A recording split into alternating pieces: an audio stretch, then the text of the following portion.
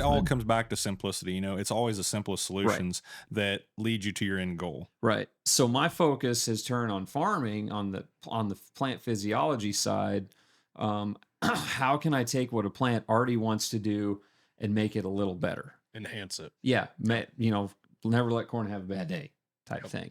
Beans, make them have a really bad day at a certain time. You know, can be a benefit. That's right. That's right. And so it's like on the corn side of things, wheat, we don't talk about wheat. Yeah. I hate wheat. I want to talk about wheat. You want to talk about wheat? 2024 was the first year I ever raised wheat. So, and it was a heck of a year to start. It was the best year of wheat farming ever. You should have never raised wheat again.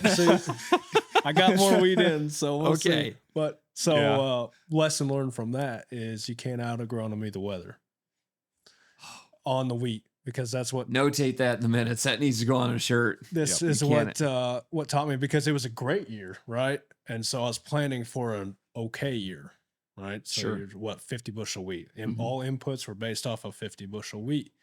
We got the weather. I did nothing and it's not, it's just learned like, it just needs to rain and not be too hot. And that's what we got last year. We had ideal That's weather all conditions. wheat needs. That's all it does. Yeah. Well, we've been so it was like, you you read all the university printouts and you need this much of this for a 100 bushel wheat crop. And you need this much for this and this much for that. I'll tell you what, I was nowhere close to that on any of it, because that's not what I had planned for. And, by the time with wheat getting into May, when you're putting on head and stuff like that, we're doing a million other things with corn and soybeans. Just let it go, let it ride. And then I'm Snapchatting you guys in July, just like, what's going on? Yeah. Well, and you guys are like, wow, look at that. Yeah. Jake's 50 bushel wheat and he's cutting 100 bushel wheat. And it was just cool. It was cool to see, because it was like, well, it was just the right year. And like you guys said, just weather matters. Well, it's amazing. And that's kind of a general statement. I think we learned more on those years where we're not planning for high and we hit high, and it makes us realize obviously a lot of that wasn't me, because I did not plan for this. Yep. You can't do as much as what you think you can. Right. In but then a we lot have of cases, but you can in other cases. It's kind of a. Oh, absolutely. But then there's times of, okay, I want to push it. How, and then what areas do you push it in? Yep.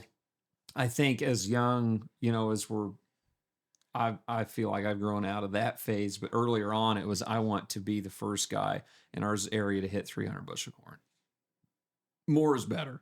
More is better. Now, from learning, from so many guys, Ben, Johnny, etc., more is not always better, because then we have an imbalance, and then we have an imbalance, and we're trying to play catch up for so long. And then we don't have enough time window in there to correct. You've only got X amount of growing days. And so if you get out, if you screw up a step and it costs you 10 days, well, then we're on to the next stage. We're on the next, V set. We're on to grain fill. We're in tasseling. You're like, sorry, man. Now your plant's like, By the time you react, you're too late. Yeah. By the time you just know that, you're already, Yep.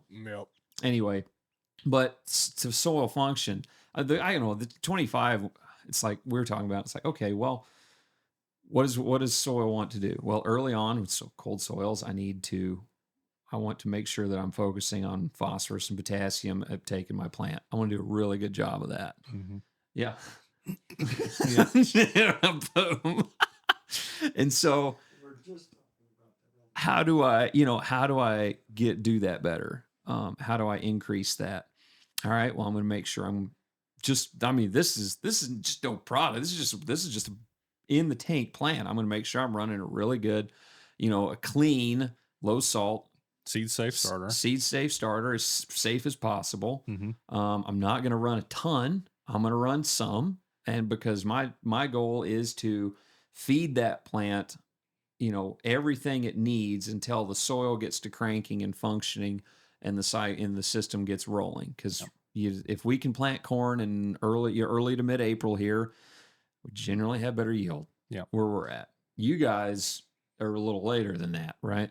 Oh, about the same time. Really? Okay. Yeah, it's April 10th, April 15th. Okay. I'd say most planters are screaming by April 15th. We aren't very far from guys south of us planting the 25th of March. Yeah. To me, I'm like, that's a little bit early, but you go 60 miles south, that really ain't out of the question. Yeah. No. So No. But it's like, okay, I know that. Okay, sweet. We got that covered. And now how do I boost soils are colder? How can I boost my microbial activity so that because that is how fertilizer gets in the plant. It's just like, okay, what's the basic steps? We got this. Now we need to get it here into the plant.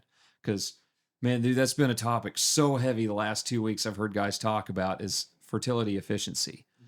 You can put it all out there, but if it ain't getting in, it's not paying you a nope. freaking thing. Mhm. And so, how do we get it in? All right, well, I know that I'm going to, implement a good fulvic acid so that we can feed microbial life, eat, boom, send it into the plant.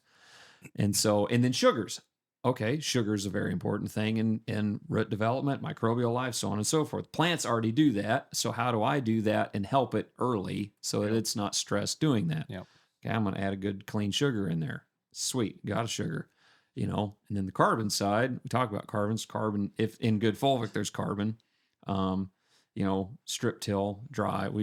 All of us run dry and liquid carbon. So you go step by step, start off soil profile, then we get past that because there's only so much you can do to the soil early on. Mhm. And then if you're trying to correct something that's in the soil, late in season, you're just basically, You won't catch up. you're not going to get You it. can't. I think Johnny was the one that said this. If you're relying on foliar feed for your nutrition program, you'll never.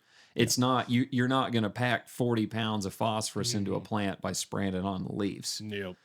I mean, I heard someone out there, I'm sure, will argue with me and say you can. Maybe you found something amazing that works that you can do that. I don't know, but a plant. I mean, I'm going to zero back in. How do plants function? How do plants naturally take us out, pull fertility in?